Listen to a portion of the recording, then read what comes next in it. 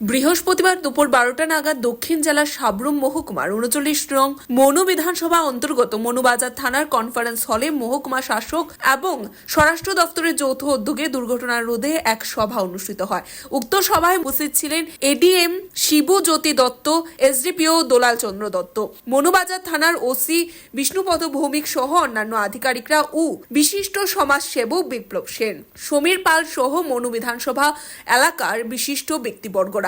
আজ মূলত এই সভাটি এলাকায় দুর্ঘটনা রোধের বিভিন্ন বিষয়গুলিকে নিয়ে বিশদ আলোচনা হয় এবং বিশেষ করে মনুবাজার ও কলাছড়া বাজার যানজট মুক্ত রাখার জন্য কি কি পদক্ষেপগুলো নেওয়া যায় সে বিষয়েও আলোচনা করা হয়। আজ এই সভায় কিছু সিদ্ধান্ত গ্রহণ করা হয়। এর মধ্যে উল্লেখযোগ্যগুলি হলো যানবাহনের কাগজপত্র সহ পার্কিং এর বিষয়ে হেলমেটবিহীন বাইক চালালে বাইক চালকের ড্রাইভিং লাইসেন্স সিজ করা হবে। তাছাড়াও আজ মহকুমা পুলিশ আধিকারিক বলেন প্রায় 78টি ড্রাইভিং লাইসেন্স এই পর্যন্ত সিজ করা হয়েছে এবং বেশ কয়েকটি গাড়ি কাগজপত্র না থাকায় সিজ করা হয়েছে।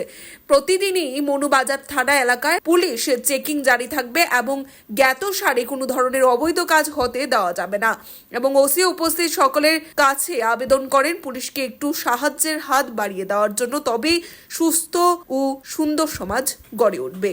সবাইকে নিয়ে আমরা আজকে ট্রাফিক এনফোর্সমেন্টের ব্যাপারে একটা আলোচনা সভা করি এবং সেখানে ট্রাফিক আইন কানুন সম্পর্কে সবাইকে সচেতন করা হয়।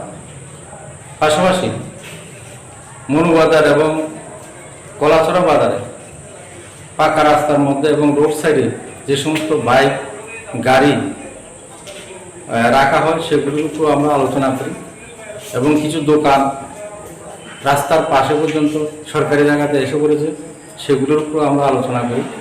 তো আমরা কালকে একটা অ্যানাউন্সমেন্ট করা হবে ট্রাফিক বিধি যারা অমান্য করবে। এমনিতে আমরা সবসময় ভেহিকেল চেকিং ট্রাফিক আইন যারা ভঙ্গ করে তাদের উপরে ব্যবস্থা নেওয়া হয় এবং কিছু কিছু বিষয় যেগুলি আমরা আপাত দৃষ্টিতে লক্ষ্য করছি সেগুলোর উপর আমরা আলোচনা করেছি।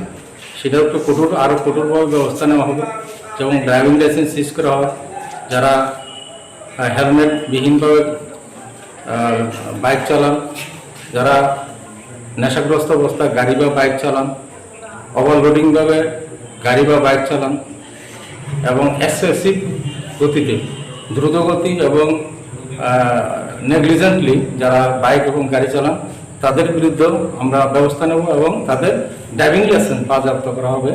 এখন থেকে আমরা করছি, কিছুদিন ধরে করছি, এখন এটা আরও কঠোরভাবে করা হবে যাতে আইন মান্য করে। তো আমাদের কালকে মাইকিংয়ের ব্যবস্থা করা হয়েছে, যারা যারা এই আলোচনার মধ্যে যে বিষয়গুলো উঠে এসেছে এগুলি অমান্য করবে তাদের বিরুদ্ধে আমরা ব্যবস্থা নেব। Bureau report, Tripura news 8। মশলার দায়িত্বে হাম্বাই গ্রুপ, গুণমানে সেরা, রান্নার ভরসা। হাম্বাই গুরু মশলা সম্পূর্ণ প্রাকৃতিক, অপার গুণ ও উপকারিতায় পরিপূর্ণ।